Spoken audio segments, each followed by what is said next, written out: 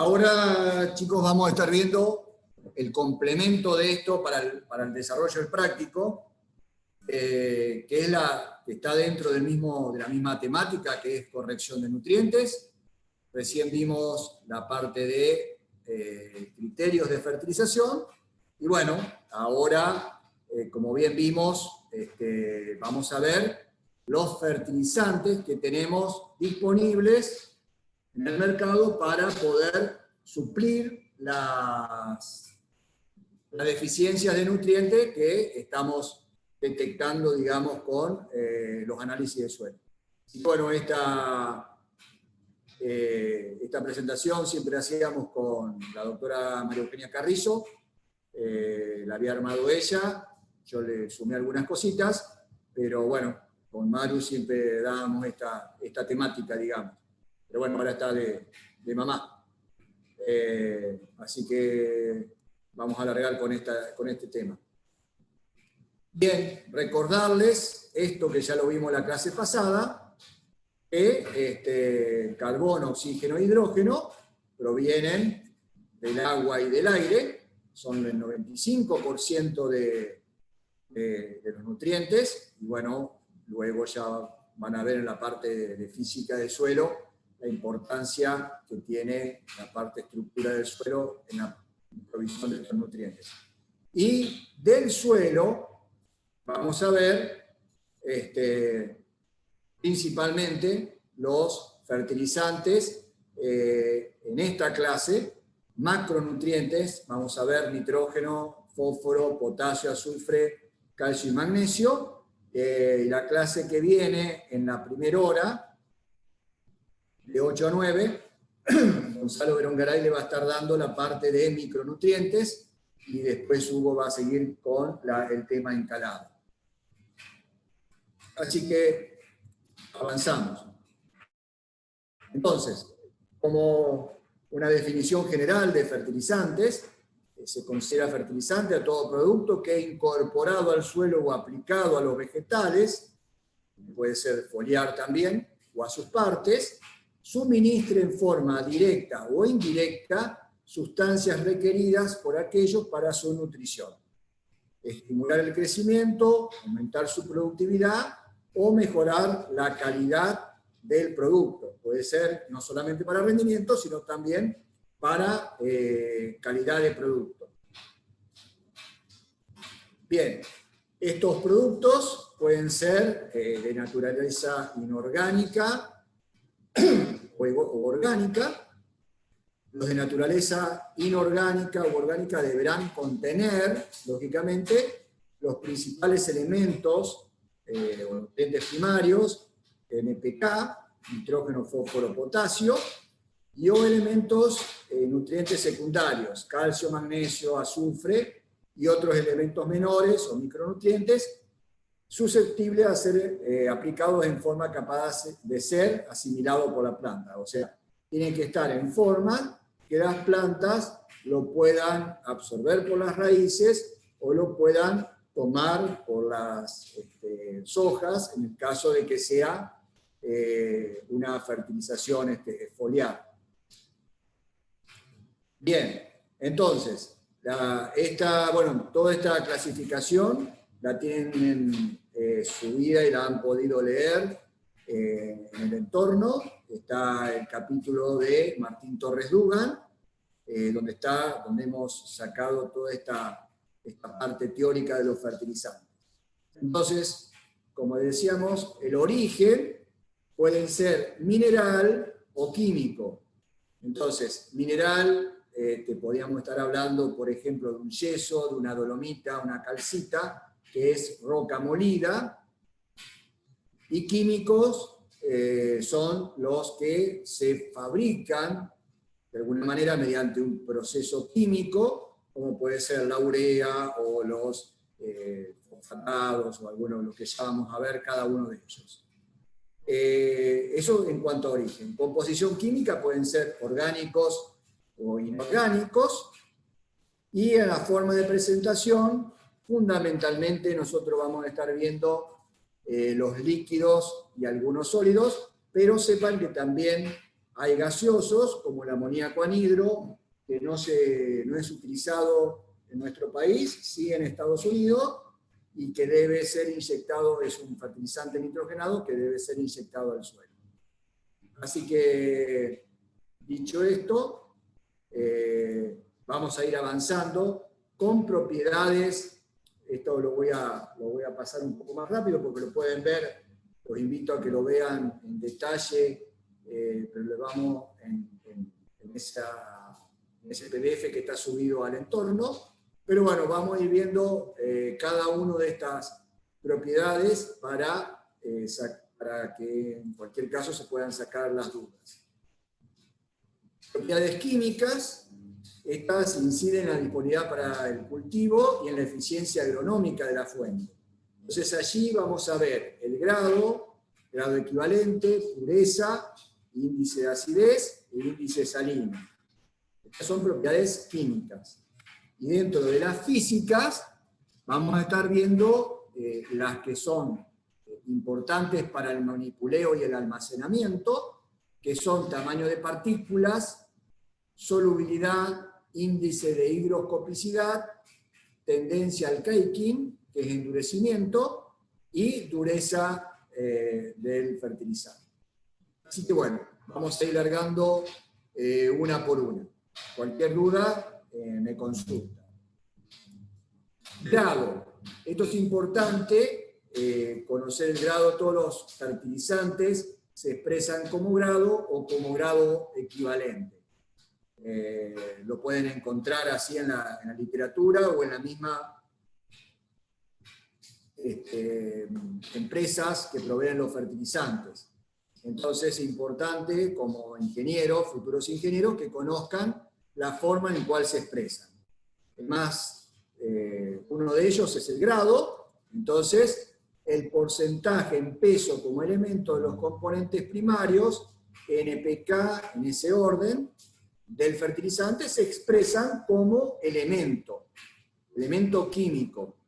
Esta, a mi criterio, es la mejor forma de expresarlo porque no nos lleva a dudas o a confusiones en lo que estamos,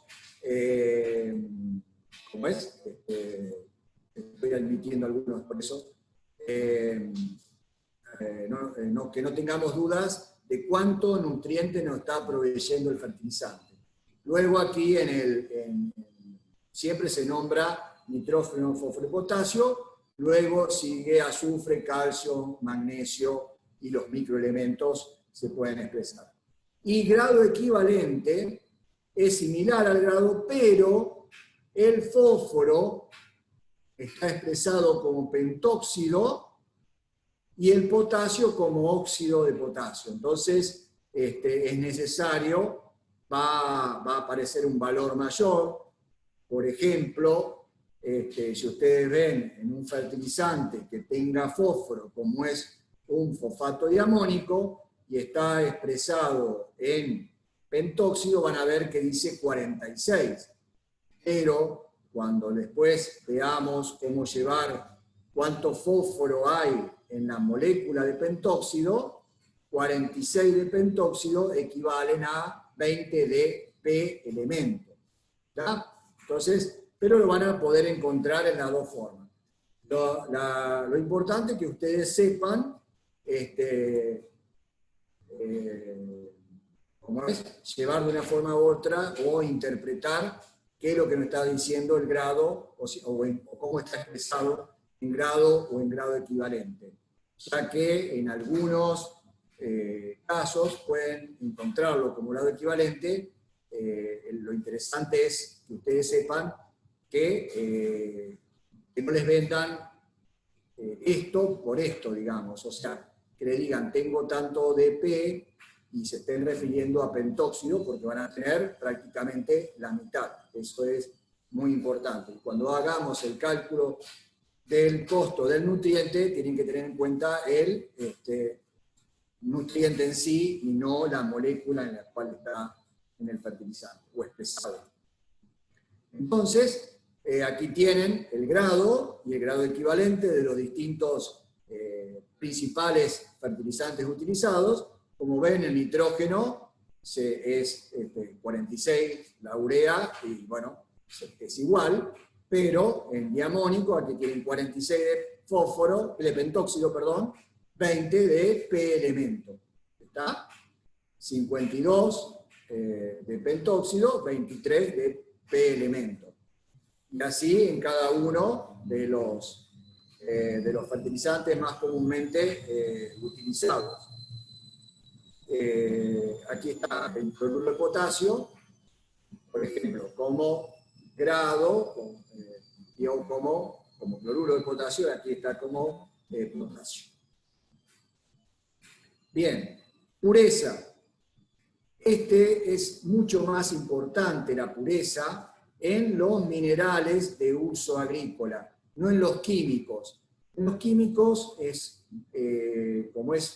son producto de un proceso industrial químico, son muy parejos, no hay diferencias prácticamente, pero en los yesos, dolomitas, hay diferencias porque estos se obtienen de canteras, o sea, son rocas que se muelen y que se usan en la agricultura, ¿no es cierto?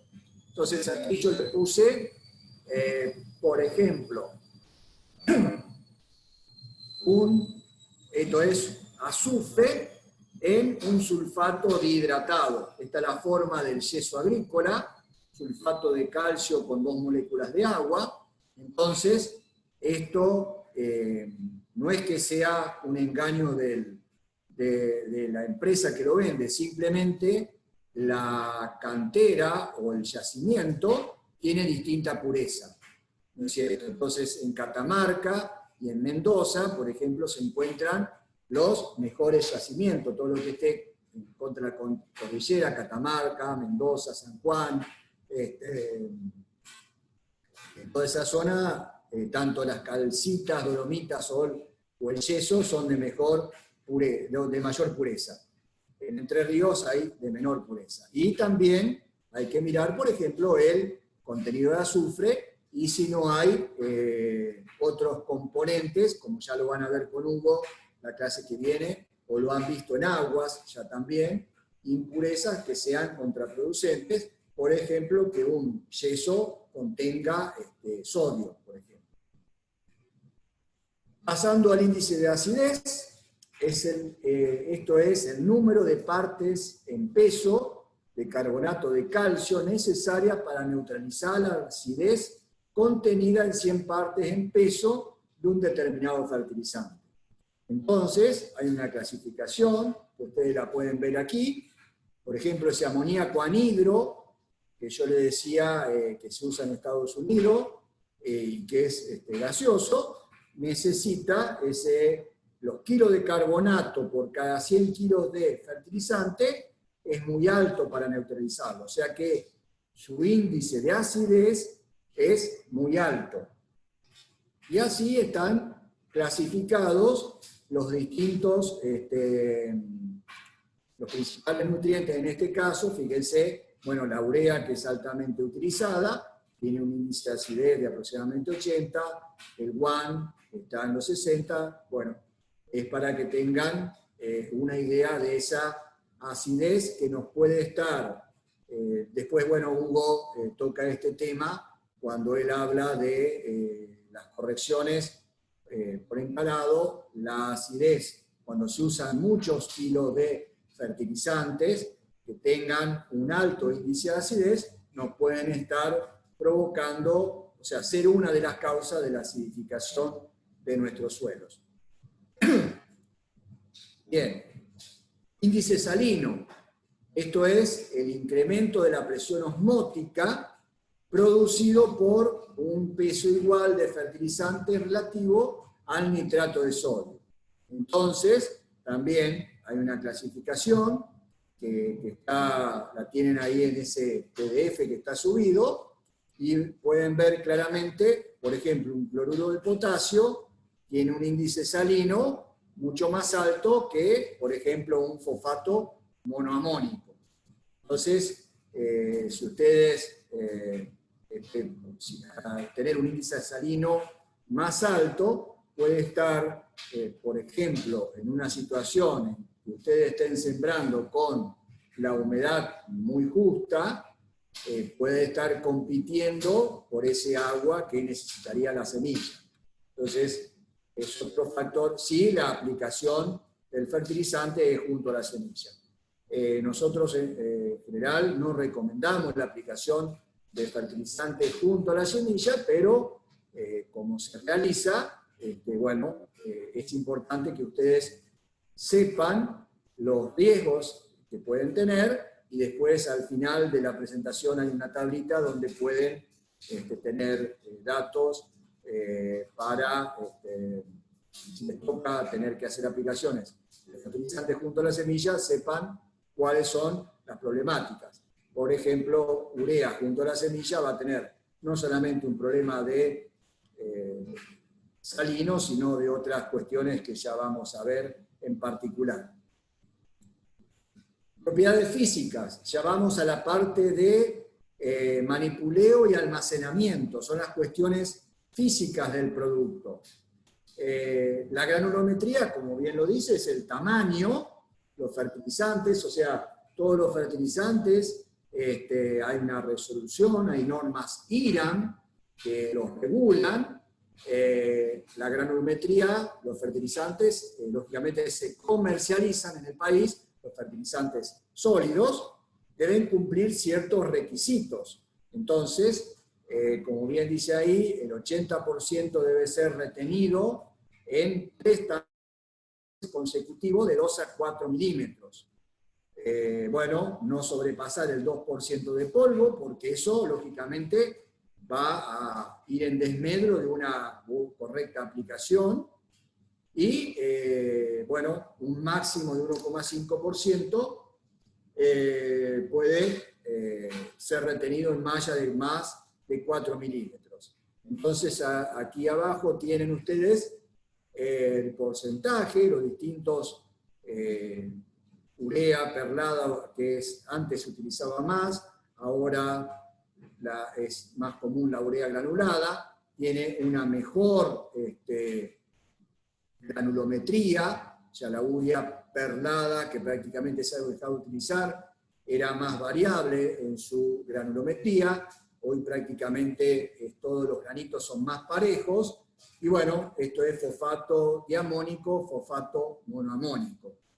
Es el tamaño de las partículas. Un capítulo aparte que se los comento, pero bueno, es parte de nuevos fertilizantes que están apareciendo en el mercado, que por ahí algunos lo conozcan, le hago la salvedad, como los microgranulados, simplemente tienen menor tamaño de partículas, pero en definitiva tienen una buena dureza, son más chicos, pero bueno, cuando ustedes usan esos fertilizantes microgranulados, tienen que tener una mejor sistema de aplicación, porque pueden, al ser más chicos, lógicamente los sistemas dosificadores Chevron de las sembradoras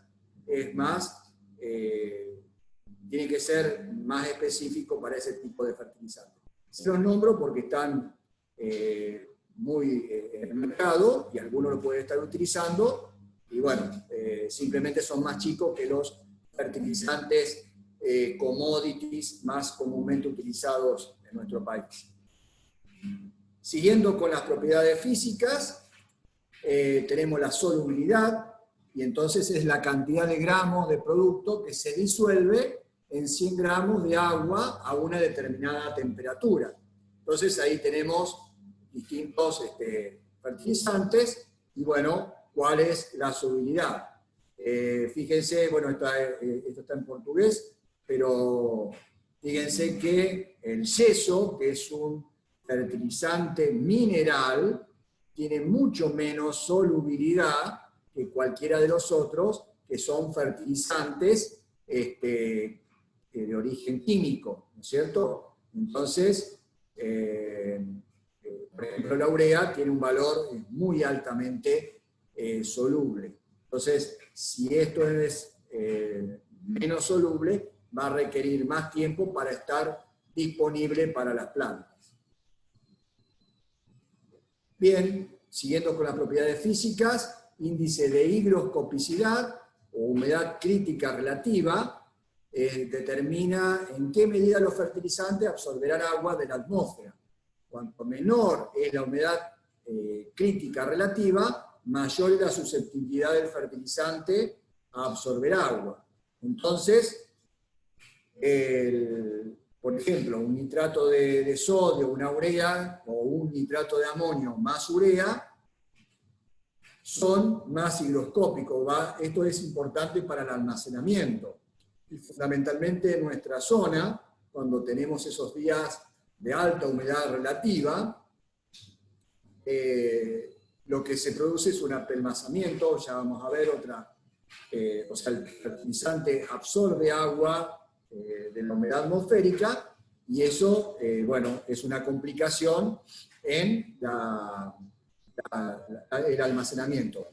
Yo siempre le pongo el caso de, recuerden esos días en nuestra zona, cuando los pisos aparecen mojados porque se condensa el agua en el piso, digamos, porque está más frío y bueno, hay una condensación de agua en el piso. Bueno, en esos días estos fertilizantes con índice de higroscopicidad o humedad relativa tienen mayor tipo de problemas. El caking, que es la tendencia al endurecimiento, justamente está relacionado con esta propiedad anterior y se produce lo que típicamente se produce en cristales y uniones entre ellos que hacen que las partículas se adhieran entre sí. Entonces esto es común en los productores que digan se me apelotonó, digamos. En realidad lo que está ocurriendo es la unión, la formación de esos cristales, y es la tendencia del fertilizante a endurecerse, y está influenciada por factores internos y externos. Entonces, los internos se relacionan con la constitución física química del fertilizante. ¿Verdad? Y los factores externos están relacionados, como veíamos antes, con las condiciones ambientales, por ejemplo, la humedad relativa, a lo que están expuestos los fertilizantes. Y entonces eso va a influir sobre el manipuleo y el almacenamiento de los fertilizantes. Otra propiedad química es la dureza, es la presión que debe aplicarse para romper los gránulos. Entonces, está medida en kilos por gránulo a la -1. Cada fertilizante tiene una dureza, y lo que significa es que si estamos en presencia de fertilizantes con poca dureza, lo que va a aparecer no es cuando lo estemos manipulando. Por ejemplo, es muy común, normalmente se transporta, lo ideal es transportarlo mediante cintas transportadoras, que son de goma, entonces no producen una rotura, pero si lo estamos chimangueando con un chimango, con una espiral, eso provoca roturas y nos provoca polvo. Y ese polvo luego es difícil de aplicar con la sembradora, por ejemplo, o con una fertilizadora.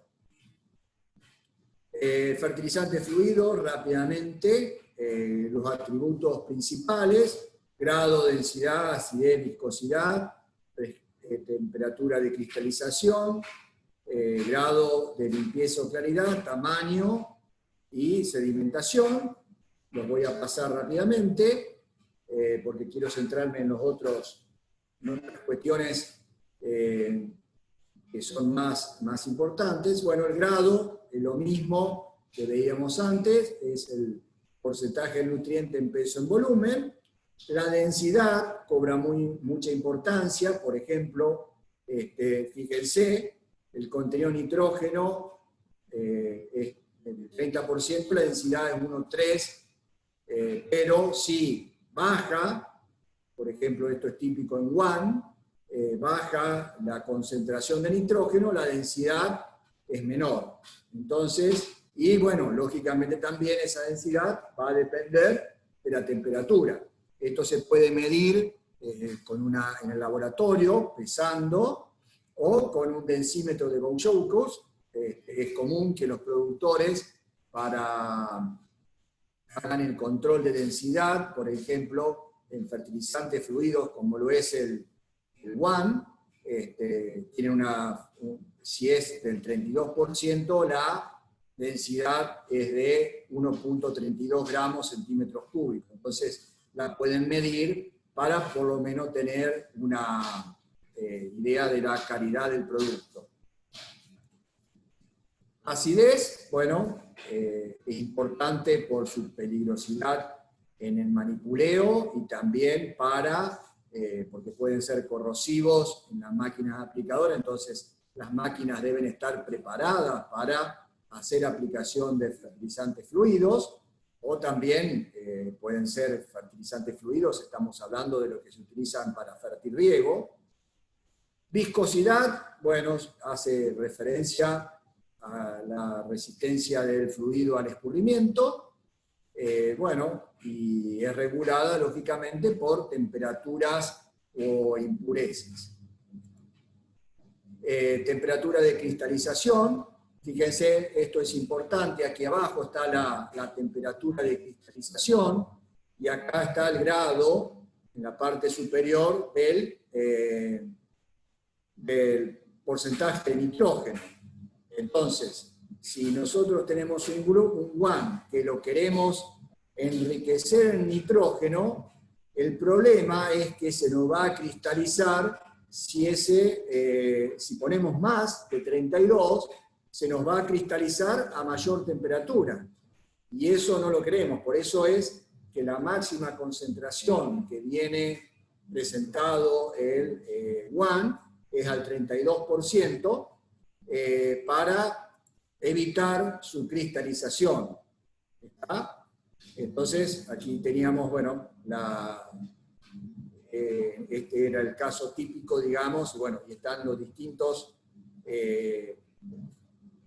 productos y a qué temperatura se pueden cristalizar.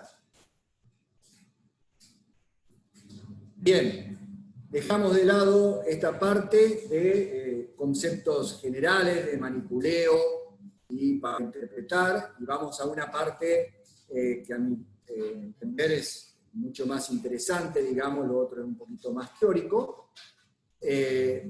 Vamos a ir a la parte para hacer el buen uso de los fertilizantes.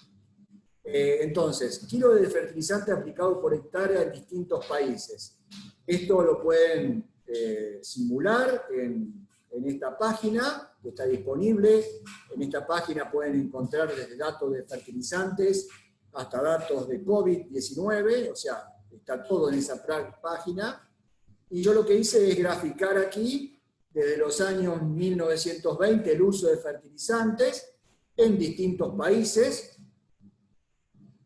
Aquí está expresado en kilogramos por hectárea de fertilizantes, año. Fíjense, nosotros estamos aquí, acá está Ucrania, Argentina, Nigeria, aquí está en un pelotón Brasil, India, Uruguay, Francia, Estados Unidos. A partir del 2000, fíjense, creo que es Francia, ¿sí?, y Estados Unidos han disminuido el uso de fertilizantes por problemas de contaminación, entonces de napas o sí, fundamentalmente de nitrógeno o de fósforo. Entonces, bueno, han disminuido el uso de fertilizantes. Pero fíjense China en qué niveles está en el uso de fertilizantes. Aquí se utilizan, no son fertilizantes nitrogenados solamente, sino que están incluidos todos los fertilizantes en el país. Y lo quise comparar con cuando puse Nueva Zelanda. Por ahí se escucha hablar de los fertilizantes que utiliza Nueva Zelanda. Fíjense la cantidad de fertilizantes que ellos utilizan, hasta China, que era chico, ¿no? Esos son los valores de Nueva Zelanda, 2.000, 2.500 kilos de fertilizantes, prácticamente el suelo de ellos es un sustrato, y bueno, hacen aplicaciones muy fuertes de fertilizantes. Pero simplemente para que tengamos una idea de cómo estamos nosotros posicionados en Argentina en el uso de fertilizantes.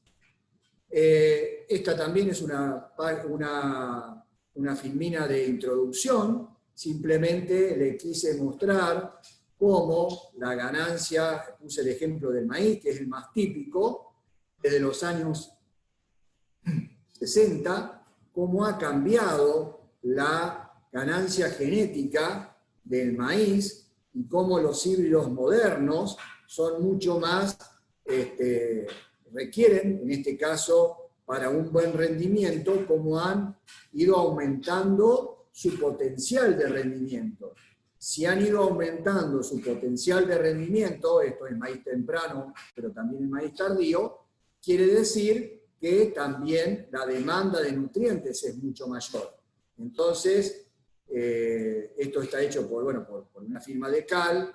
Huguito se acordará cuando él ha utilizado, esto fue cuando yo cursé manejo de suelos, por allá en el 88, un material utilizado muy típico era de Cal, 4F37, por allí cuando yo estaba trabajando en Videla, este era el híbrido tope, y hoy en de Cal es el maíz. Entonces, fíjense, la gran brecha, 113 kilos por hectárea por año, maíces que el potencial era de 10.000 kilos, hoy estamos con maíces por arriba de 14.000, 15.000, 16.000 kilos por hectárea.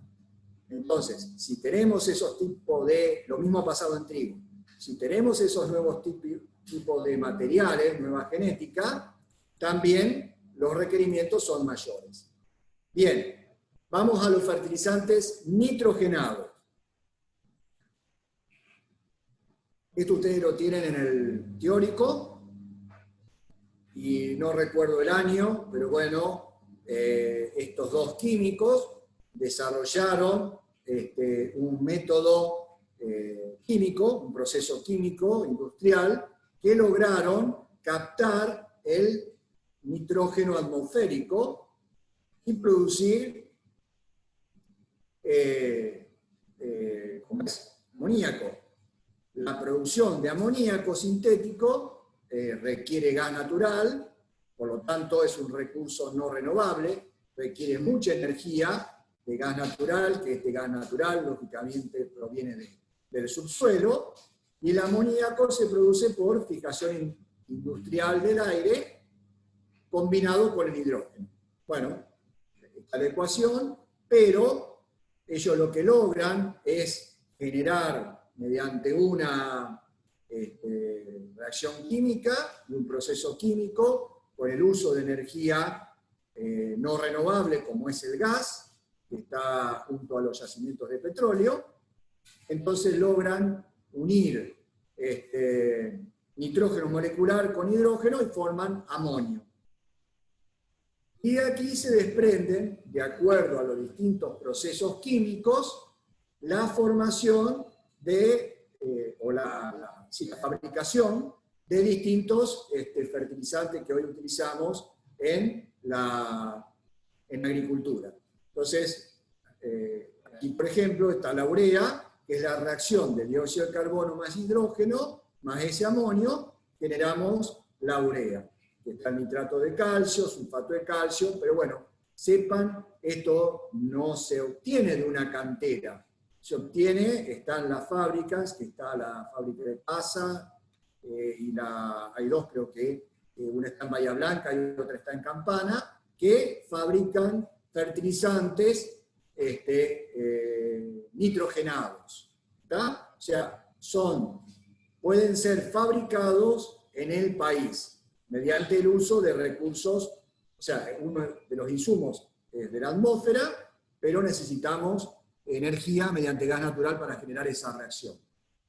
Bien, entonces, estos son los principales fertilizantes, su grado equivalente, lo que tenemos disponible, la urea, que es una amida, Y bueno, vamos a ir viendo uno por uno los más utilizados. Esto, cuando teníamos las clases prácticas, se lo mostrábamos. Esta es el fertilizante más utilizado en el mundo. Es sólido, tiene bajo costo de transporte, tiene una alta concentración, el de más alta concentración. Puede venir perlado, pero ahora cada vez es más común la granulada, y tiene una higroscopicidad media, o sea que tiene ciertos problemas de almacenamiento. Como contrapartida, puede tener problemas de volatilización, que pueden llegar a ser altas, si la aplicamos en condiciones que haya humedad y haya alta temperatura. Por debajo de 20 grados no es tan importante, pero sí, si la aplicamos al boleo y bueno, el suelo está húmedo, se hidroliza y hay alta temperatura, podemos tener altas pérdidas.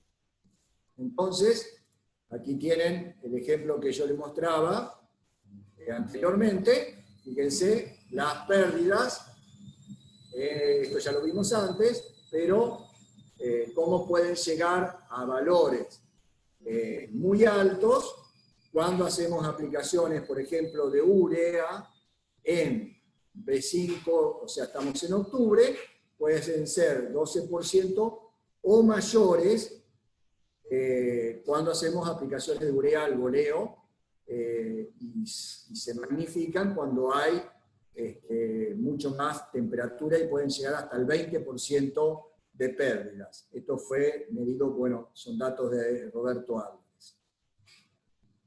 Siguiendo con los fertilizantes nitrogenados, el nitrato de amonio. El nitrato de amonio hoy no viene más porque es el que se utilizó para, bueno, ustedes son jóvenes, pero bueno, fue la voladura de la AMIA, creo que fue año 1994, recuerdo que cuando nos enteramos de la noticia, estábamos en la cátedra de suelos con Hugo, no sé si estabas vos, Silvia, también nos habíamos enterado de la noticia de la voladura de la AMIA, que fue hecha con el nitrato de amonio, se puede utilizar como para fabricar pólvora, y fue la causante de la detonación de hace poco tiempo de Beirut, ¿no? Que destruyó gran parte de Beirut. Entonces esto hoy no se puede comprar el nitrato de amonio. Cuando yo comencé a trabajar, por allá en el 97, se podía comprar y lo almacenábamos. El problema es, bueno, tiene esta cantidad de nitrógeno, el problema es que no es explosivo per se, pero puede tener riesgos, y es bastante higroscópico, muy higroscópico diría, y bueno, tiene bastante problemas de manipuleo. Lo que se hizo fue a ese... Perdón, Oscar, les voy a contar algo del nitrato de amonio. Estaba totalmente prohibido almacenarlo con combustible. Generalmente los productores suelen tener a veces tambores con combustible, o el tractor, en el mismo lugar donde guardan el fertilizante. Y era un riesgo terrible tener el nitrato de amonio en un galpón cerrado con los vapores del combustible, de gasoil o nafta. Eso hizo que, como dijiste vos, esté prohibido la venta por el altísimo peligro que era. Exactamente. A mí, digamos, a donde gracias a vos fui a trabajar, dormía la siesta al lado de nitrato de amonio y los tractores estaban adentro. Así que bueno, he sobrevivido. Año 97 estamos hablando. Entonces, luego de esos problemas que hubo con nitrato de amonio, bueno, se fabrica ahora el nitrato de amonio calcáreo, se le puso carbonato de calcio, y es el que se comercializa con el nombre de Nitrocomplex. Este lo comercializa Yara, es el CAN, comúnmente nitrato de amonio calcáreo. Se le bajó la cantidad de, o sea, se diluyó, por decirlo de alguna manera, porque en definitiva la fórmula es nitrato de amonio con carbonato de calcio, Esto, bueno, es preferible en suelos ácidos porque tiene algo de carbonato, no es explosivo para nada, y también sigue siendo higroscópico, pero la ventaja que tiene este nitrato de amonio calcáreo es que prácticamente no tiene pérdidas cuando lo aplicamos al boleo, por ejemplo en maíces en octubre, comparado contra la urea. Al estar en forma de nitrato de amonio, prácticamente no tiene pérdidas. Como novedad, el fertilizante nitrato de amonio hoy también se puede comprar como nitrato de amonio líquido. Tiene un 21% de nitrógeno, eso ha salido creo que el año pasado, lo comercializa Fabricaciones Militares, y bueno, también está disponible para ser chorreado, pero es nitrato de amonio líquido y no tiene posibilidades, lógicamente, de tener problema de ser explosivo. El otro fertilizante nitrogenado muy común, muy utilizado, es el WAN, que es una mezcla de nitrato de amonio más urea. La primera parte es la urea, que es una amida, un componente orgánico, y el nitrato de amonio.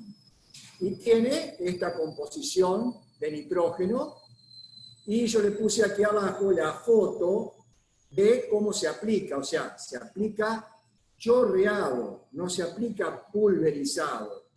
La máquina aplicadora debe tener, lógicamente, la bomba, su botalón y todo su sistema de distribución adaptado para que no sea afectado por el WAN, pero fíjense aquí, si se alcanzan a ver, tiene tubos de bajada.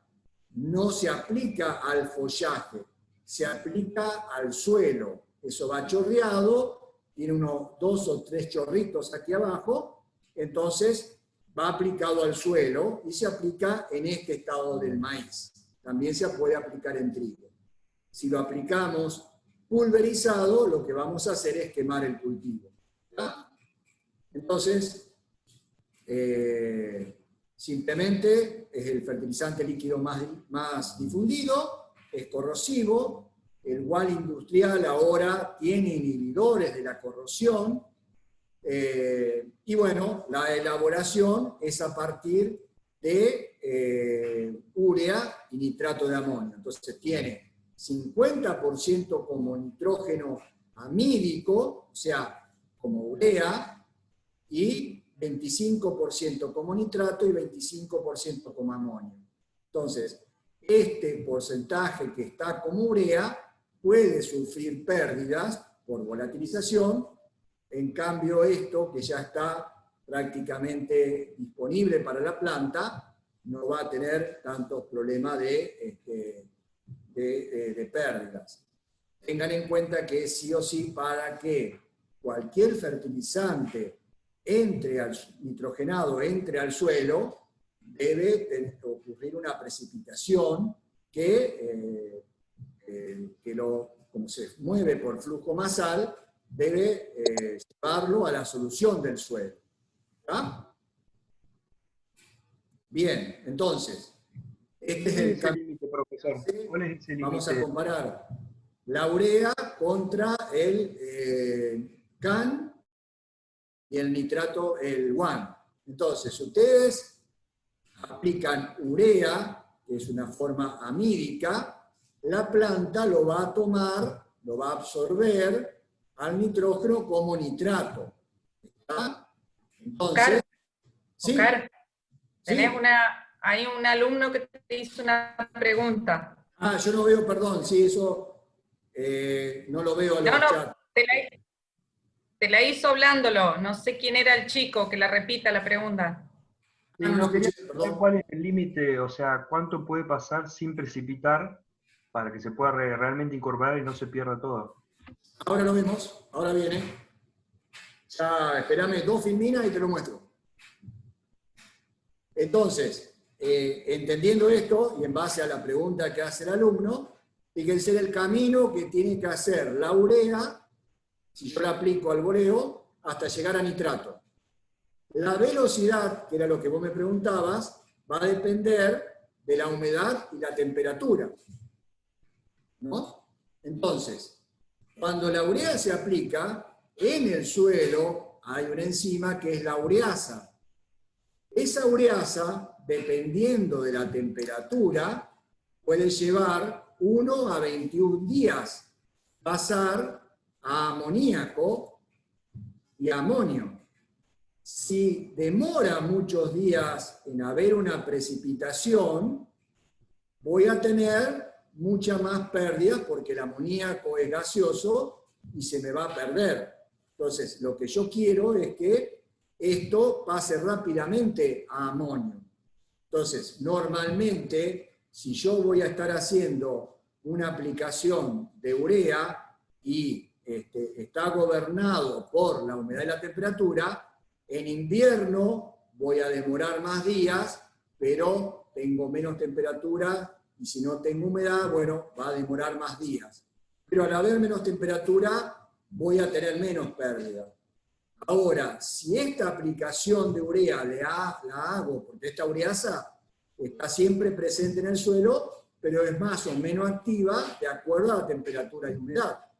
Entonces, si estoy, imagínense, en octubre, en un maíz donde tengo temperatura y humedad, pero no me llueve, voy a tener una alta pérdida por amoníaco.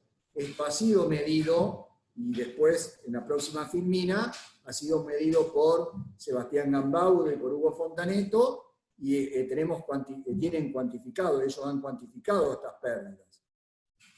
Luego la urea, que pasó a amonio, tiene que pasar, hay nitrosomonas, hay bacterias, que la pasan a nitrito, y después, esto demora también de 1 a 8 días, y después entra a jugar nitrobacter, que la pasan a nitrato, o sea, se oxida a nitrato. O sea que todo este paso puede llevar, depende de las condiciones de temperatura y humedad, puede llevar 2 días o puede llevar 1 mes. ¿Está? Porque está gobernado por estas condiciones. ¿Está? Entonces, esto en el caso de la urea. Ahora, cuando tenemos WAN, dijimos que el 50%, o sea, de los 32 kilos por ciento, o sea, de nitrógeno que tiene, si aplico 100 kilos de WAN, 16 van a estar como urea y van a tener que seguir este paso. O sea que en el WAN puedo tener pérdidas, pero tengo ya un 50%, otros 16 kilos, que ya están como amonio o como nitrato. Entonces ya los voy a tener disponible mucho más rápido y por eso tengo menos pérdida del WAN que comparado contra la urea en condiciones que sean predisponentes para la pérdida. Pero igual, WAN puede tener pérdidas. Ahora, el nitrato de amonio calcáreo está 50% como amonio y 50% como nitrato. Entonces, prácticamente las pérdidas son prácticamente nulas. Entonces, conociendo esto, nosotros es básico para saber cómo manejar cada uno de los productos. Porque a esto se le suma que la urea tiene esta desventaja, ¿no? Pero es la que tiene más nitrógeno. Entonces, el costo de nitrógeno es menor. Este tiene 32. Tiene algo de pérdida, pero es un poquito más caro el costo de nitrógeno. Y este es menor, pero no tiene pérdidas. Entonces hay que jugar en base a las condiciones climáticas, humedad y temperatura en las cuales estemos haciendo las aplicaciones y decidir la fuente con la cual vamos a estar trabajando. Y en la Próxima diapositiva, aquí tenés el dato hecho por Hugo Fontaneto, año 99, pérdida de nitrógeno por volatilización en maíz, dosis de 50 kilos de N. Entonces, fíjense la urea. Acá llovió. Cuando llueve 6 milímetros, calculen que una lluvia de 6 milímetros son 60.000 litros de agua por hectárea. Son 6 litros por metro cuadrado. Entonces, pero aquí pasaron 5 días desde la aplicación. Fíjense que Hugo midió con temperaturas mayores a 20 grados y sin una lluvia inminente, hasta 20, 22, 23% de pérdida bien de ese nitrógeno como amoníaco. ¿Está?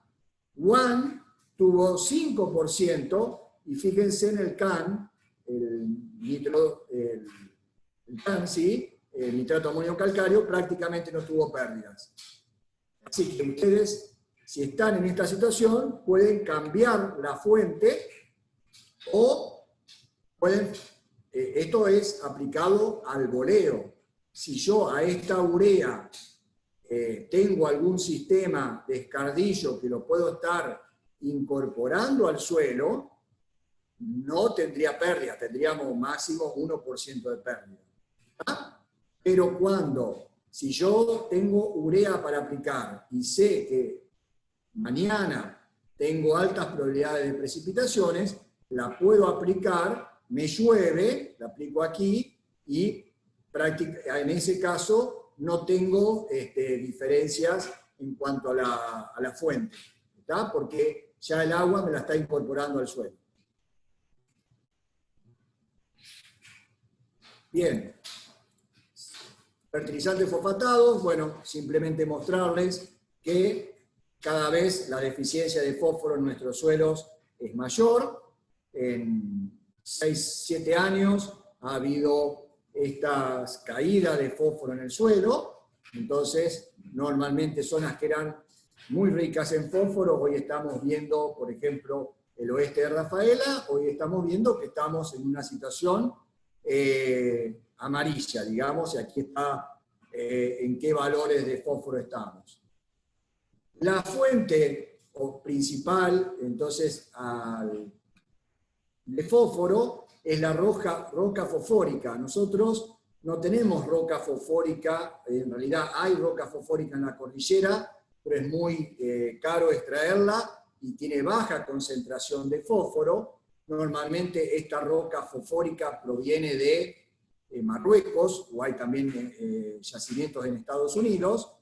Esto es triturado y de esta roca fosfórica, o sea que también no se puede fabricar, o sea, si bien aquí hay un proceso químico, pero dependemos de un yacimiento, por lo tanto es un yacimiento limitado que hay en el mundo. Esta roca fosfórica tiene un 14% de P, y luego esta roca fosfórica es atacada para hacerla más soluble, porque al ser una roca molida, si la aplicamos en un suelo levemente ácido o ácido, va a disolverse, digamos. Pero si el suelo es neutro o alcalino, no se va a disolver. Por lo tanto, los procesos para que esté disponible se le aplica ácido sulfúrico y ahí obtenemos el superfosfato simple, ácido fosfórico super triple, ácido fosfórico más amonio, tenemos los fosfatos de amonio que son el MAP y el DAP. ¿Está? Pero que le quede claro que la fuente de fósforo es la roca fosfórica. Y esta roca fosfórica y todos los fertilizantes fosfatados son importados. Los traemos, son importados, no los podemos fabricar aquí. Entonces, aquí tenemos los principales fertilizantes fosfatados, diamónico, monoamónico, super simple, super triple, que bueno, son los más utilizados y que ustedes tienen que empezar a familiarizarse y conocer la composición cuánto tiene de cada uno de los nutrientes. Esto es el grado, estamos hablando de fósforo elemento, 20, 23, un super triple tiene 8.7, y un super simple, y un super triple tiene 20. Entonces, conocer esta composición es muy importante. Este gráfico, yo se los muestro también como una historia de que en el siglo XIX se usaba RF, roca fosfórica, ya se utilizaban productos, se conocían los beneficios, pero se utilizaba la roca fosfórica. Por allá, en el año 1840, se pudo fabricar el super simple. En los años 50 apareció el super triple. En los años, ya estamos hablando de 1850, 100 años después, o 90 años después, apareció el fosfato diamónico, el DAP, y por allá en los años 50 apareció el fosfato monoamónico. Y hoy, a partir del 2004, yo le puse aquí tecnología Fusion, que es una tecnología desarrollada por una empresa en particular, que son los nuevos fertilizantes que están apareciendo en el mercado y que tienen una mejor disponibilidad de fósforo, digamos, para las plantas. Bueno, simplemente hago un repaso de esto. Bueno, la mayoría de las fuentes utilizadas liberan ortofosfato en el suelo, que es como la planta lo toma. El superfosfato triple genera alrededor del gránulo una solución saturada muy ácida. El monoamónico llega a un pH 3,5 y un diamónico en su reacción tiene un pH 8. Pero estas reacciones son muy reducidas en el suelo, son temporarias y no tienen una influencia sobre el pH global. Les marco esto porque es importante cuando ustedes colocan la semilla junto al fertilizante. Entonces, tanto sea un fertilizante ácido como alcalino, si lo colocan junto al fertilizante, esta acidez o basicidad puede matar el meristema radicular de la semilla que ustedes están sembrando. Pero no es que va a afectar el pH global del suelo. Por otro lado, hay un efecto positivo en el caso, por ejemplo, del monoamónico. Hay un pH, al tener este pH más ácido, permite un mejor aprovechamiento del fósforo por disolución de los fosfatos. Pero como yo les decía, el efecto fitotóxico se relaciona, es por la generación de amoníaco y el índice de salinidad junto a la semilla. Por eso es que tengan mucho cuidado y no recomienden la aplicación junto a la semilla de fertilizante, porque si no nace, ha pasado en muchos casos, los responsables son ustedes de ese error. Entonces, por ejemplo, en el gránulo de MAP, el pH al ser 3,5 favorece que la reacción permanezca como amonio y no como amoníaco. Entonces, en el fosfato monoamónico hay menores pérdidas como amoníaco, que es gaseoso, y la reacción está más hacia el amonio. Esas son las dos diferencias entre el MAP y el DAP. Entonces, esto es lo que yo le quería mostrar, la difusión del gránulo de fertilizante fosfatado. Fíjense que está muy cerquita, estamos hablando de 17 milímetros. Esto es 2 días de aplicado, 30 días de aplicado. O sea, el efecto alrededor del gránulo es muy cerquita, pero ya cuando ustedes colocan el fertilizante, y no solamente un fertilizante fosfatado, sino un nitrogenado, un poquito más alejado, ya 2, 3 o 5 centímetros, no hay problema de fitotoxicidad. El problema es cuando están juntos y caen juntos la semilla y el fertilizante. Bien. Oscarcito, perdóname sí, que puedo decir una cosa. ¿Vale? El tema es, muchas veces por ahí recomendaban antes mezclar la semilla con el fertilizante y tirarlo en un mismo chorro. Caen en un mismo lugar y eso es problema. No quiere decir que no se pueda aplicar en la misma línea, pero con un aplicador de fertilizante y con un separador que haga que haya esos 2 o 3 centímetros de tierra entre la semilla y el fertilizante fosfatado. Eso es importantísimo. En una época recomendaban con una sola tolva poner semilla y fertilizante, iba todo en un mismo, en una sola bajada, y generaba totalmente esos efectos negativos que Oscar describió muy bien. Eso se lo digo, no que me haya pasado a mí, pero le ha pasado a un colega, donde en sorgo concretamente se había aplicado una dosis de fosfato diamónico. Como ustedes vieron bien con Hugo, distintos, y en el práctico, los suelos no son parejos, hay distintos, los complejos de suelos están formados por series. Entonces, ante una aplicación de fosfato diamónico junto a la semilla, y en determinados lugares del lote, lógicamente donde había una serie de suelo de menor aptitud y que por lo tanto tenía menos humedad, en ese lugar la semilla no nació, fue afectada por el fertilizante, y bueno, ese colega se comió una demanda, digamos. Por otro lado, en esta gráfica, muchas consultas se hacen con respecto a la respuesta del fósforo aplicado al boleo o en bandas. Está ampliamente demostrado que es mucho más eficiente las líneas que están en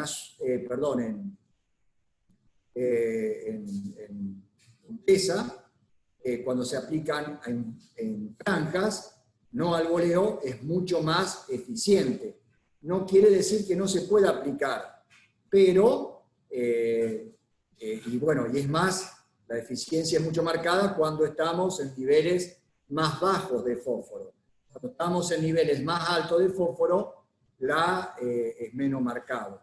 Entonces, aplicaciones al boleo serían recomendables únicamente cuando ustedes quieran hacer un enriquecimiento de fósforo, digamos. Pero sepan que al ser un fertilizante, el fósforo, que se mueve por difusión, en la banda en la cual ustedes se aplican, va a estar más concentrado y entonces va a haber una mucho mayor eficiencia de respuesta si ustedes lo aplican bandeado que si lo aplican al boleo.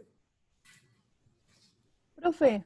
Bueno, entonces le pongo un ejemplo, por ejemplo, como siempre digo, una imagen vale más que 1000 palabras. Esto es una falla de fertilización en cebada, aquí falló la máquina, esto es en Videla, suelos deficientes de fósforo, fíjense cómo la cebada marca en una siembra que no se aplicó el fertilizante fosfatado, como cuando hay deficiencias, se marca claramente la respuesta a fósforo en ese tipo de suelos. Y esto, bueno, es la diferencia de las plantas, como se ven.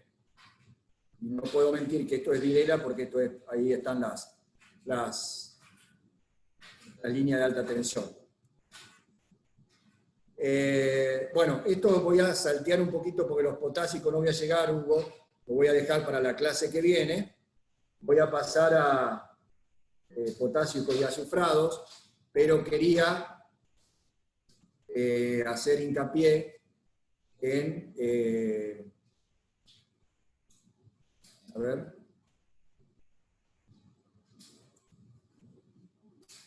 en esta parte que es importante para el práctico. Perdón, lo paso.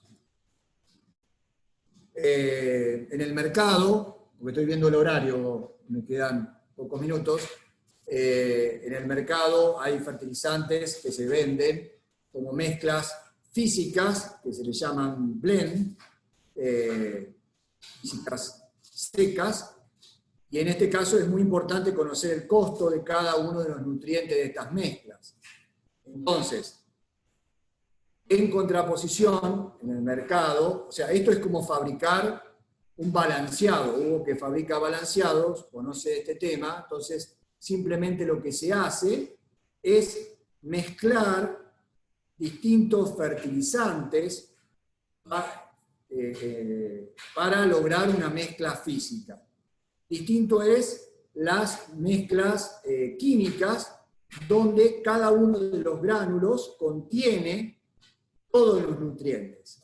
Entonces, esto es una mezcla química, ¿se alcanza a ver aquí? Y esto es una mezcla física. Entonces, en la mezcla física, por haber distinto tamaño de, como hablábamos antes, de tamaño de los fertilizantes, de los gránulos, es lo que ustedes hacen con el mate cuando lo dan vuelta, lo sacuden. ¿Qué es lo que queda contra la mano? Contra la mano queda la parte más fina, que es el polvo. Entonces, cuando ustedes colocan en una sembradora o en una fertilizadora que va vibrando, lo que va a ir al fondo va a haber una segregación, y en el fondo va a quedar lo más fino y se va a aplicar primero. En cambio, en una mezcla química no ocurre eso. Entonces, esto es lo que ocurre.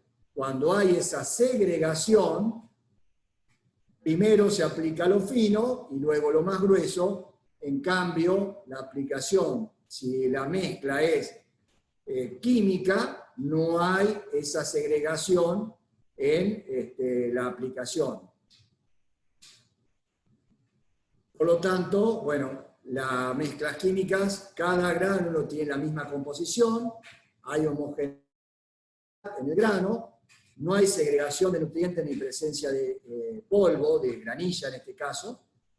Tiene un recubrimiento oleoso que confiere resistencia al apelmazamiento y a la fluidez, y bueno, no tienen material inerte. Entonces, esta es una foto que explica la distribución uniforme. Esto sería un blend, una mezcla física versus una mezcla química, donde cada gránulo, esta es una propaganda comercial, pero donde cada gránulo tiene todos los componentes. Y esto es lo que pasa también en la distribución. En la distribución, cada gránulo tiene los 4 componentes en este caso. En cambio, en una mezcla física, la distribución no es pareja.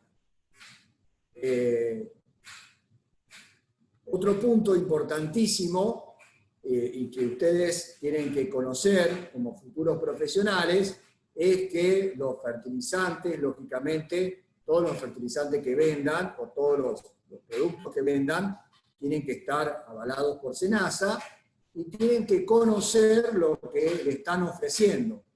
Entonces, por ejemplo, yo le puse aquí un ejemplo de un análisis de una calcita, que esto se manda a un laboratorio especial, digamos en Córdoba o en Buenos Aires. Entonces aquí me da los componentes, por ejemplo, bueno, están expresados como óxido de magnesio o de calcio. Conocer qué es lo que me están vendiendo, saber interpretar eso, ¿tá? O mandar a analizar el fertilizante que esté comprando. Y también es muy importante para ustedes interpretar qué es lo que nos están ofreciendo, porque el análisis puede estar bien, pero ustedes como futuros profesionales tienen que entender lo que yo le marcaba al principio. Si me lo están expresando como grado equivalente o como grado. Entonces, si ustedes expresan, por ejemplo, estos nutrientes en óxido, el productor puede entender que tienen mucho más que otro fertilizante que está expresado como nutriente, como calcio. Entonces, sepan cómo está expresado. Si ustedes llevan esto a calcio, esto va a ser mucho menor, o sea, exprésenlo como grado, ¿tá? No como un óxido, para poder conocer bien el elemento que ustedes están comprando. Y fíjense que en este caso, en este material que se vende, también nos dicen que tienen oligoelementos, o sea, son micronutrientes. Y lo expresan como ppm. Ustedes saben lo que es ppm, parte por millón, miligramo por kilo. Entonces, ¿cuál es la astucia para venderlo? ¿Por qué lo ponen así? Porque aparece 19, por ejemplo el zinc, 19 partes por millón. ¿Está? Parece alto, ¿no? Entonces, pero como ustedes saben, yo les hice un cálculo de la unidad de nutrientes, y aquí lo tienen. Por ejemplo, es una mezcla química que yo le puse, siempre el cálculo que ustedes tienen que hacer con cualquier fertilizante que compren. Entonces, si ustedes están evaluando, primero tienen que ver, comparar fertilizantes que ustedes estén comprando para corregir el problema que tienen. En este caso, yo estoy queriendo comprar un fertilizante que tenga mucho fósforo. ¿Está? Fíjense que en este caso este fertilizante vale $575 la tonelada. Si lo llevo al valor cada 100 kilos, puedo ver aquí el porcentaje y cómo está expresado, pero en esta columna yo lo pongo como elemento, ¿ah? No como, por ejemplo, bueno, aquí está todo expresado como, no como pentóxido, sino como fósforo elemento. Y aquí, en esta columna, hago el cálculo del costo de dólares por kilo de nutriente. ¿Ah? Entonces, este fertilizante, que fundamentalmente es un fertilizante fosfatado, el kilo de fósforo me sale $3,30. ¿Está? Y es equiparable a un diamónico, monamónico, ustedes pueden hacer las comparaciones. Ahora, por ejemplo, si yo la comparo contra una mezcla física, que me dicen también que tiene fósforo y que tiene mucho más de otros nutrientes, fíjense, esta mezcla física vale 4,38, lo llevo a cada 100 kilos. Fíjense, nitrógeno, sí, tiene un poquito más. Ahora, fósforo, acá me lo expresa como pentóxido, cuando lo llevo a nutriente, tiene 2. Cuando calculo el costo de ese fósforo, vale $20 contra 3. Entonces, sepan que el nutriente más caro es el fósforo porque es importado. Entonces, sepan qué es lo que están comprando y cuánto están pagando el valor del nutriente. Por otro lado, fíjense, el zinc, esta mezcla química tiene 1% de zinc. Eso quiere decir que cada 100 kilos tengo 1 kilo de zinc. Cuando yo lo llevo al costo de ese kilo de zinc, me sale $57. Ahora, el análisis que le mostré antes, que lo expresaba en partes por millón, 19 partes por millón expresado en kilos cada 100 kilos, o sea, en porcentaje, son 0,0019 kilos cada 100 kilos. Entonces, el kilo de zinc vale $23.000. ¿Se entiende esto? Por favor, no caigan en esto y analicen estas cuestiones porque es fundamental para, porque quiero que le venden al productor. Le venden que este fertilizante, si bien tiene menos fósforo, tiene de todo.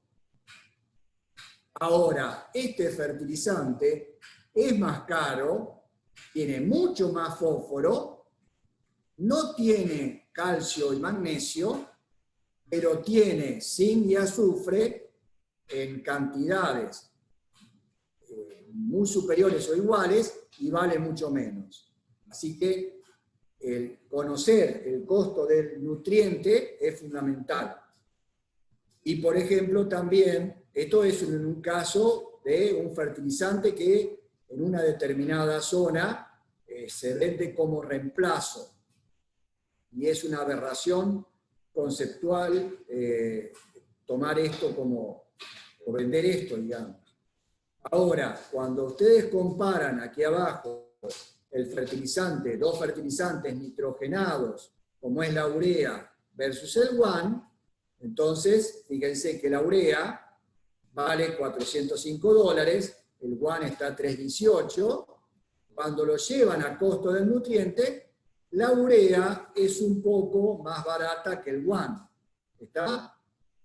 Pero ustedes saben que la urea tiene mayores pérdidas. Entonces, de acuerdo a cómo lo apliquen, quizás esto convenga utilizar urea o convenga utilizar guan. ¿Está? Esas son las cuestiones de siempre llevar al costo del nutriente para tener una idea acabada de qué es lo que están aplicando. Bueno, esto ya lo vimos. Y esto es la última que yo les nombraba, que yo se la puse, creo que es la última. Sí, perdón. Se me fue. Esta es simplemente para que tengan, es un trabajo de una recopilación de muchos trabajos con distintos cultivos de fertilizantes aplicados en la línea, la dosis crítica y qué porcentaje de plantas pueden perder. Entonces, fíjense, con una urea en un maíz, aplicándole, aquí dice, a ver la dosis, fíjense que con 15 a 30 kilos por hectárea de urea ya pierden el 20% de las plantas. Entonces, si ustedes piensan que el maíz están sembrando 3.6 plantas por metro, es imposible aplicar urea junto a la línea. ¿Está?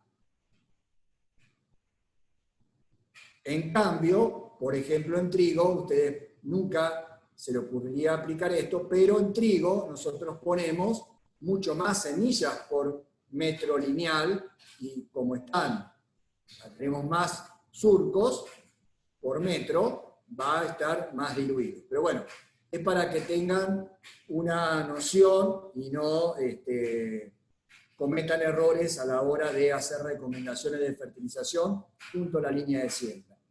Y bueno, simplemente están apareciendo en el mercado fertilizantes líquidos, que bueno, esto merecería toda una charla, una clase particular, pero sepan que existen fosfatados líquidos, bueno, distintos tipos de fertilizantes.